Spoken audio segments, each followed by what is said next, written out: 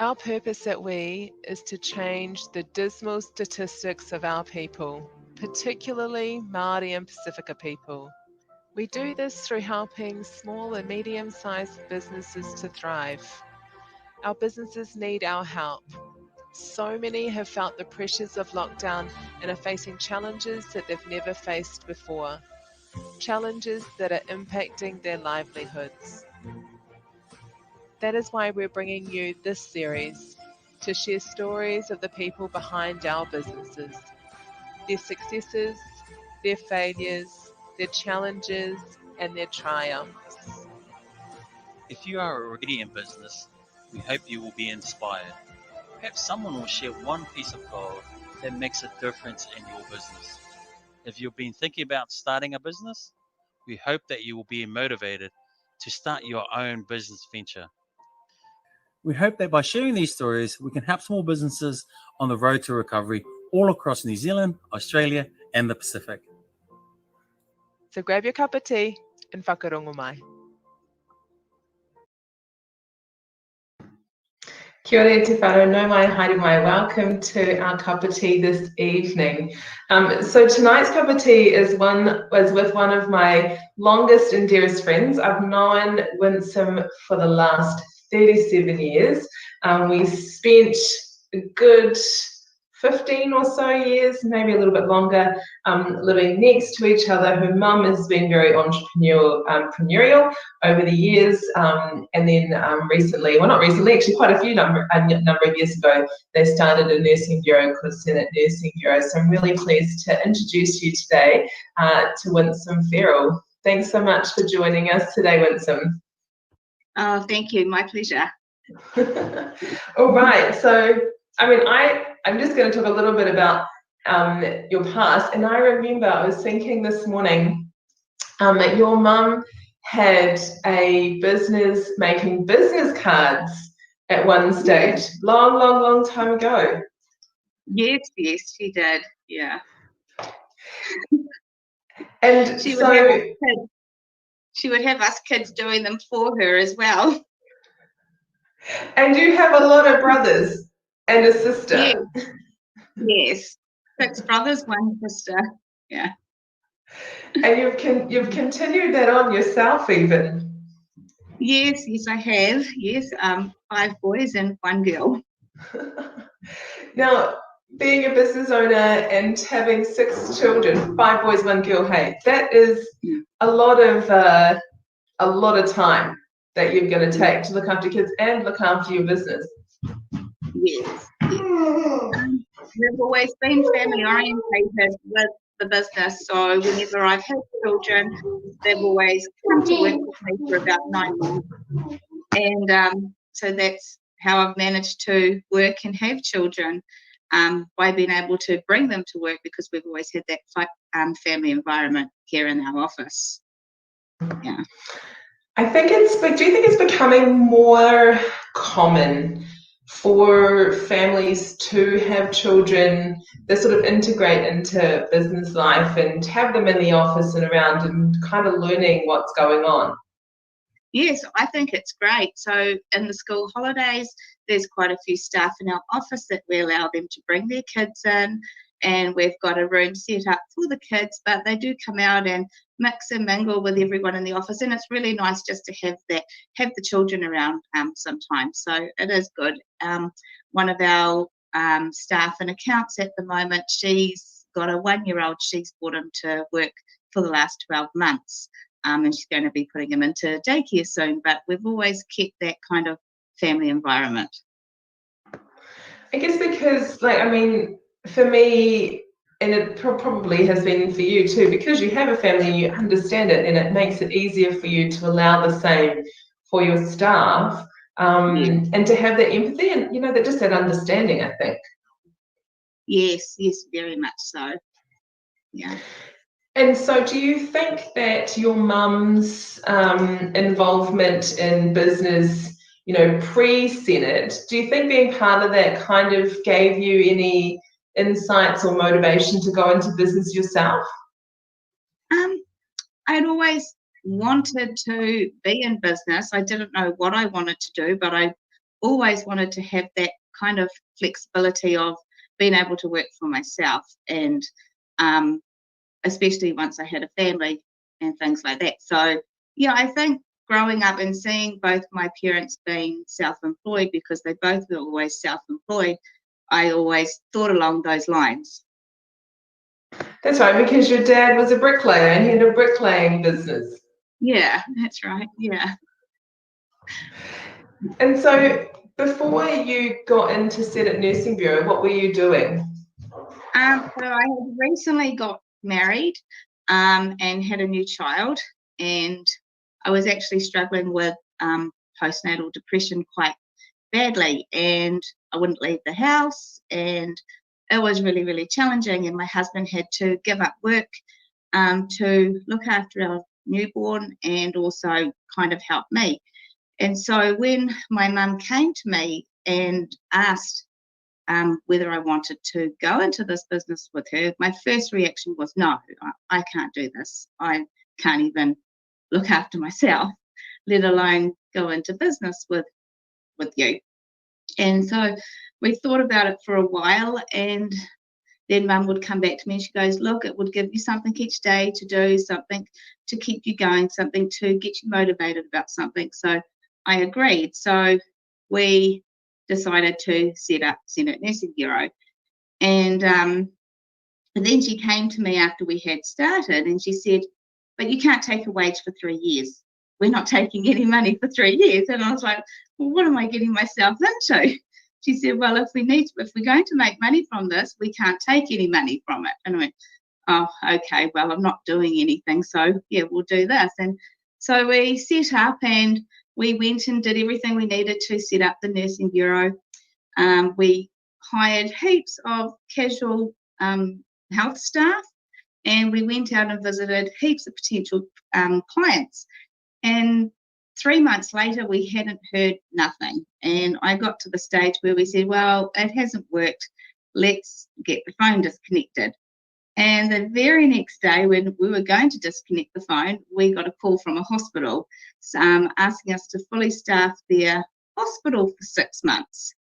And we were like, okay, yes, we've got staff. And these staff that we had taken on, they probably had forgotten all about us because it was 3 months ago. So we were panicking, ringing around all these people that we had hired months ago and said, look, can you work? We've got work now. And so it started from there. So during that 6 months, we were able to give staff work. And then over time, we picked up a few more clients along the way. So that's kind of how it all kind of started. Yeah. That's pretty impressive, can I just say? Yeah. Yeah. Yeah, it was hard in the beginning, really hard in the beginning. Actually, it's been rocky ride pretty much up and down the last, it's been 18 years now. So it has been up and down, but it's been worth it. It has, yeah. I love what your mum said too about not taking any money out of the business for the first 3 years, because it's kind of a reality. Yeah, we couldn't take anything. I was like, well, okay then. I was like, well, I've got nothing anyway. And so you guys are now all up and down the country. Yes, yeah. So right from Kaitaia down to Dunedin, yeah. That's pretty cool. Yeah. And so how many staff do you have under you now? So we have in our admin in Auckland, we're head offices, we've got 17 staff, and then we have 600 temp staff that we call on when our clients need staff. So yeah, 600. Have you guys been affected at all by COVID? Like, how has that worked out for you guys? First lockdown, we were okay. The second lockdown, we dropped by about probably 35 to 38%, whereas the first lockdown, we had dropped by about 15%, so it was okay. But the second lockdown has hit us quite hard, where we've had to reduce admin hours in the office, which is really hard because they're struggling as well. And some of them, their partners have lost their jobs as well. So it's just really hard all around. And you don't like doing this, but we need to keep operating. And we're just hoping that, well, now that we've gone to level 1, things have already started to pick up again this week. So, but COVID hasn't been easy. Yeah. Yeah, I bet. So how has life changed for you since you've been in business? So you said that you started and that you were going through that period of depression. I can't say that business doesn't give you some depressed moments along the way, but how has life changed for you and for your family? So along the way, still, it hasn't been easy. I wouldn't change any of the experiences we've gone through, because I always look at every experience as a learning curve, whether it's good or bad. And we've made mistakes over the years as well, and you learn from it. In 2008, with the recession, that hit us really hard. We nearly lost our homes during that time. And I remember hardly not being able to sleep. I couldn't eat. And it was really, really hard. But coming through that, we did learn from it as well.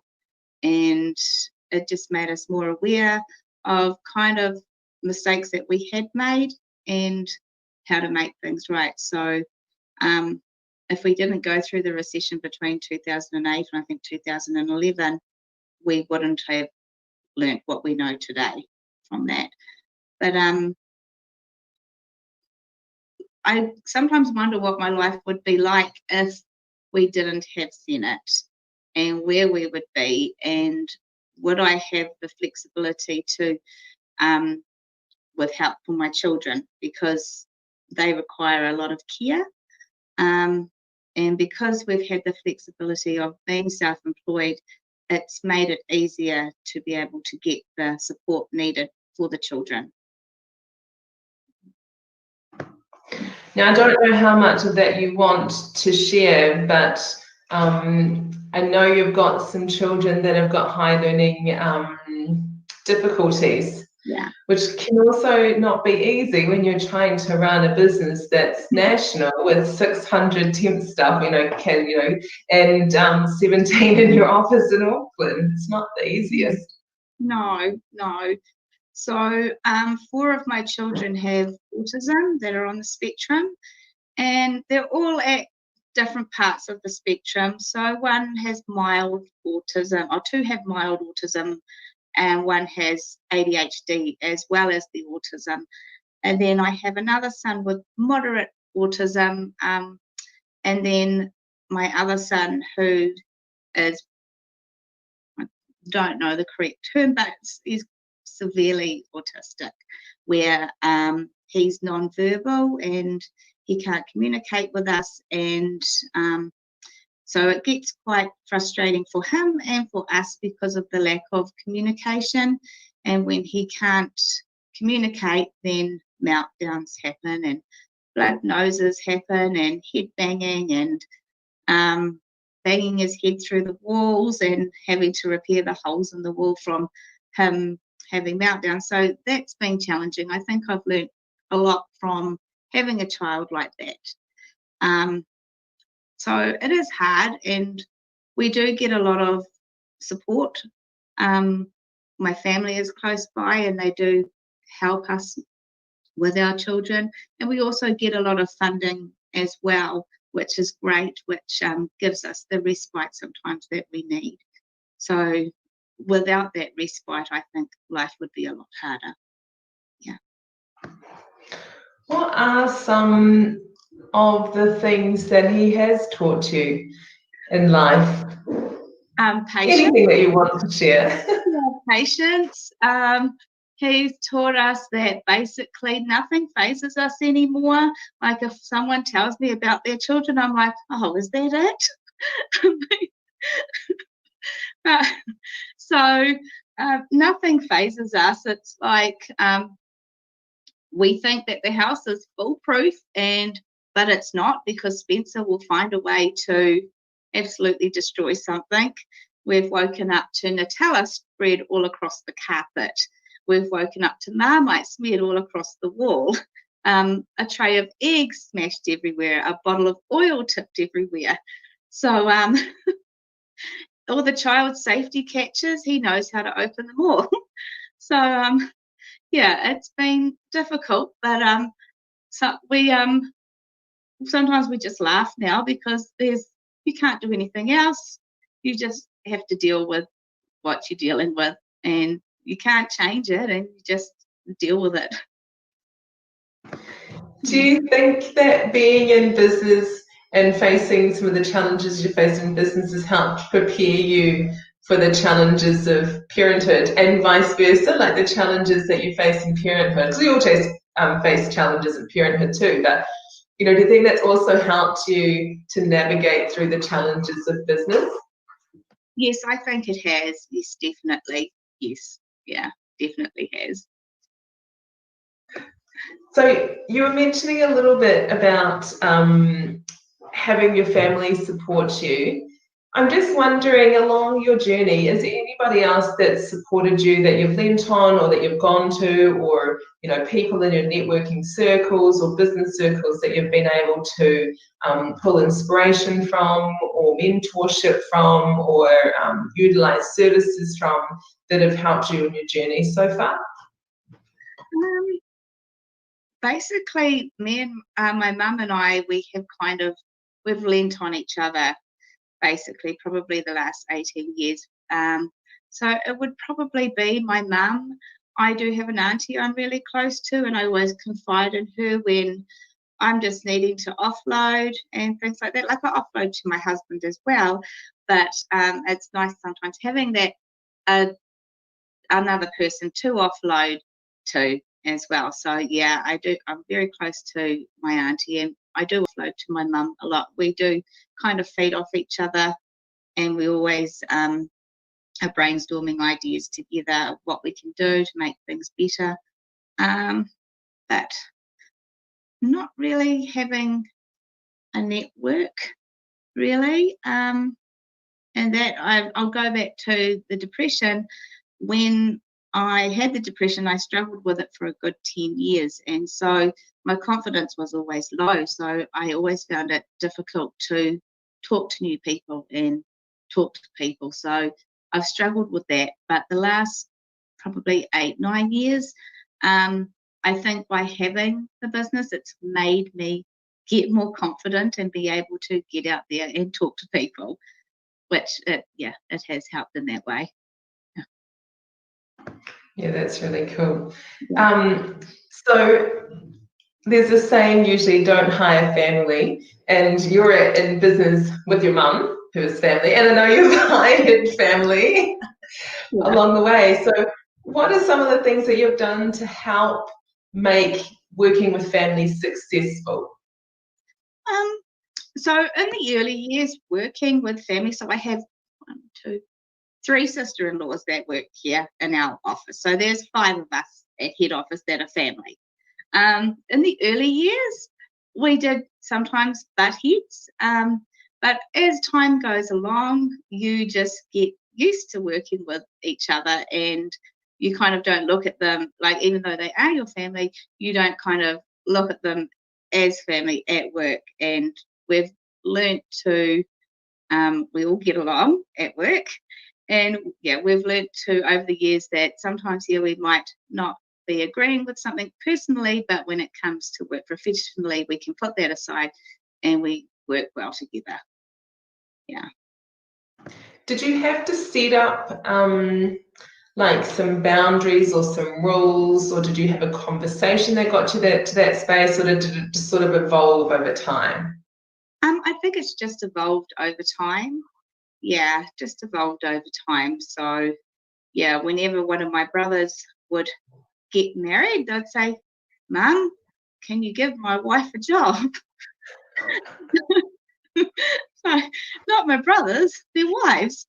So yeah, we've had a few sister-in-laws through the office, but these 3 that we've had, One's been here 13 years, one's been here 14 years, and the other one I think is coming up about 10 years. So over time, we've just learned to just get along at work. They must be pretty good at their job for you to keep them on for so long, to be fair. Yeah, they are. They are very good at their jobs. And I think sometimes with having family, working with family, I think they give it that extra 10% as well, because they know it's the family business. They want the family business to succeed. So they always give that extra 10%, where it's not just a job to them. Yeah, that's really cool.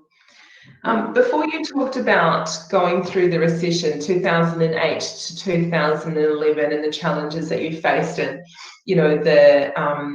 the almost losing your homes, which I mean, I know lots of people have had to sell their houses along the way in an entrepreneurial journey. And so what were some of the things that you learnt and changed from those learnings through that time that's helped you to be successful now? Okay, so back then we only specialised in aged care. So when the recession hit, our work went from doing about 500 placements a week down to about 250. And we weren't actually breaking even, and we got behind on our tax and we couldn't pay that. So what we learned from it is that kind of we had put all our eggs in one basket. So we decided to expand and go to other areas. So we now specialise in head injury, mental health, oranga tamariki, home care as well. So we always thought, if this happens again and things get bad, at least all our eggs aren't in the one basket. And so that has happened with COVID, but because we specialise in so many different areas now, it didn't hit us as bad. So we did learn from that, not placing all our eggs in one basket. Yeah, that makes perfect sense. And I guess looking at COVID now, that's what a lot of business owners are doing, is having a look at how they can diversify, how they can pivot, what else is out there. Because there's lots of opportunity in things like recession and what we're going through now, which is, are we in recession yet? I can't remember. But there are lots of opportunities. It's about looking for them. So it's great that you guys spotted that. Yeah. So along the way, are there any other learnings or any other challenges that you guys have faced that you've learned from over the years? We used to be we've always tried to do the best job we can and always give our clients the best service that we can. And we used to really panic when contracts were coming up for renewal and worry that, if we don't get this contract, they don't renew the contract. Every contract kind of lasts for about 3 years. We would kind of would panic for at least a couple of months leading up to if this contract was going to roll over or not. And sometimes we did lose contracts and it would really, really hit hard. But now we're at the stage where we are established. We do have a lot of clients. And at the end of the day, we've learned now that if clients aren't going to re-sign with us, it's nothing we've done. It's just that they're searching in the market and they may always come back. And as long as we always do our best, we haven't failed our clients at the end of the day. So we've learned to deal with that a lot better. So we've had 3 big contracts come up for renewal this year. 2 of them have been rolled over and the other one is on hold because of COVID. But we're fine with if we do lose contracts now, because what I'm trying to say is that, we've done a good job. If they don't re-sign with us, then it's nothing we've done, and we're dealing with those things a lot better than we used to. That's cool. I think also, having multiple contracts instead of having one big contract that you're crossing your fingers on and hoping that you're always going to win, because then if you have just those, only a few big contracts, then it does put you in quite a vulnerable position. Yeah. You know, that's cool. So before we finish up for today, is there anything else that you want to share about your business journey, things that you've learnt, anything that you want to share for anyone who's looking at going into business, any tips that you've got from there for them? I think anyone wanting to go into business to do it, because it can work, and it has been one of the best things that has happened to my family and myself. I never went to university, so, you know, just because you haven't been to university shouldn't hold people back. I think sometimes, well, this is just my opinion, that when you don't have that kind of degree behind you, you kind of want it more because you've got nothing to lose. So, yeah, if people are wanting to go into business, I reckon, yeah, do it, because it can be very rewarding. And even if you have 6 children and some with ADHD and autism. Yeah, do it still. Winsome, can I just say, like, I mean, I've known you for a long time, and I know quite a bit of your story, not absolutely everything, but I know quite a lot, but, you know, very inspirational. And, you know, even just as a mum, if you just put aside the business stuff, you know, even just as a mum, you're inspirational, but you throw in this business that you guys have grown, you and your mum, over these years, as well as raising your family. And I know that you both are looking after your brothers as well, and you know, there's so much going on in your life. And you give back too, so I know that you do a lot for the community, for the local schools. You've been feeding them breakfasts and lunches and all sorts of stuff too, so I think that's pretty awesome. Yeah, thank you. Yeah. How do you find time to do all of the community work as well? Can I just ask? I do have a bit of downtime. So my hours are a lot more flexible now because everything's running a lot more smoother than it used to. So I do have a bit of downtime and flexibility in my days sometimes. So yeah, I do find time, and with the kids going to holiday club and after school club and things like that, it does give me a bit of time after work sometimes to be able to do other things. Yeah. Okay, so I've got to ask, because I know that there are people that are wondering, how long did it take before you could start reducing your hours and not working like into the middle of the night, which I'm sure like most business owners do that. So how many years does it take? Okay, so it was 13 years. That's when we took our first holiday after 13 years, because we couldn't leave the business before that. So yeah, 2014 was when we took our first holiday and took 6 weeks off. And the whole time I was worried what was happening. No, it might not take everybody 13 years, but just to give you an idea, it's not always the easiest, right? No. Yeah. Oh no. Winsome, it's been a pleasure. Thank you so much for sharing your story and your insights and your wisdom and your knowledge and everything that you have learned from being in business. I really appreciate your time this evening. Oh, thank you. Thank you. It's been a pleasure. All right, whānau. So tomorrow night we have Ray from A&K Consulting Limited. You also might know him from My River. I'm just going to warn you, there are some trigger points inside that one. He shares about his personal journey. We talk about suicide, and we talk about child abuse too. So tomorrow night, 8 p.m, I'm talking to Ray. And once again, Winsome, thank you so much for your time this evening and for sharing your story with us. Thank you. All right, whānau.